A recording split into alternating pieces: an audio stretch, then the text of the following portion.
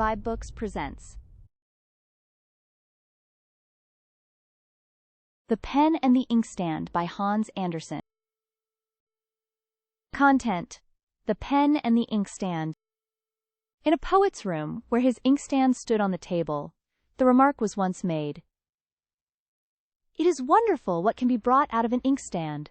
What will come next? It is indeed wonderful." "Yes, certainly," said the inkstand to the pen and to the other articles that stood on the table. "That's what I always say. It is wonderful and extraordinary what a number of things come out of me. It's quite incredible, and I really never know what is coming next when that man dips his pen into me. One drop out of me is enough for half a page of paper. And what cannot half a page contain? From me, all the works of the poet are produced, all those imaginary characters whom people fancy they have known or met, and all the deep feeling, the humor, and the vivid pictures of nature.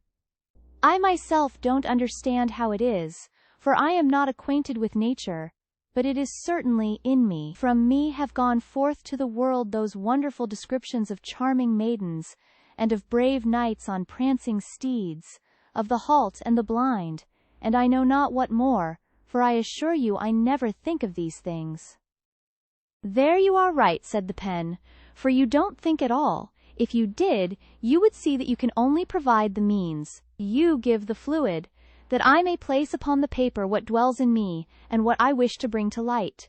It is the pen that writes. No man doubts that, and indeed most people understand as much about poetry as an old inkstand." "You have had very little experience," replied the inkstand. "You have hardly been in service a week, and are already half worn out.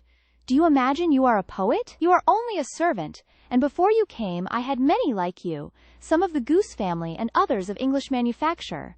I know a quill pen as well as I know a steel one. I have had both sorts in my service, and I shall have many more as long as he comes, the man who performs the mechanical part, and writes down what he obtains from me. I should like to know what will be the next thing he gets out of me." "Inkpot!" retorted the pen, contemptuously. Late in the evening the poet returned home from a concert, where he had been quite enchanted by the admirable performance of a famous violin player. The player had produced from his instrument a richness of tone that sometimes sounded like tinkling water drops or rolling pearls, sometimes like the birds twittering in chorus, and then again rising and swelling like the wind through the fir trees. The poet felt as if his own heart were weeping, but in tones of melody, like the sound of a woman's voice. These sounds seemed to come not only from the strings, but from every part of the instrument. It was a wonderful performance and a difficult piece, and yet the bow seemed to glide across the strings so easily that one would think anyone could do it. The violin and the bow seemed independent of their master who guided them. It was as if soul and spirit had been breathed into the instrument, and the audience forgot the performer in the beautiful sounds he produced. Not so the poet. He remembered him, and wrote down his thoughts on the subject.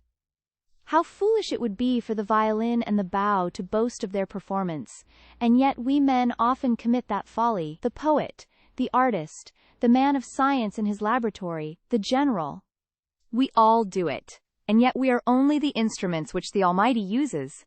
To him alone the honor is due. We have nothing in ourselves of which we should be proud. Yes, this is what the poet wrote. He wrote it in the form of a parable and called it The Master and the Instruments. "That is what you get, madam," said the pen to the inkstand when the two were alone again. "Did you hear him read aloud what I had written down?" "Yes, what I gave you to write," retorted the inkstand. "That was a cut at you because of your conceit. To think that you could not understand that you were being quizzed. I gave you a cut from within me. Surely I must know my own satire." "Ink pitcher!" cried the pen. "Writing stick!" retorted the inkstand, and each of them felt satisfied that he had given a good answer. It is pleasing to be convinced that you have settled a matter by your reply.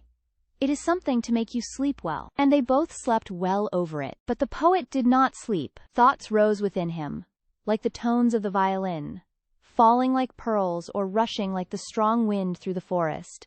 He understood his own heart in these thoughts. They were as a ray from the mind of the great master of all minds. To him be all the honor. Thank you for tuning in to vibeBooks. We hope you enjoyed this journey. Please consider liking, commenting, and subscribing to our channel. Check out our playlist or explore vibeBooks for more classic stories. Until next time. Happy listening.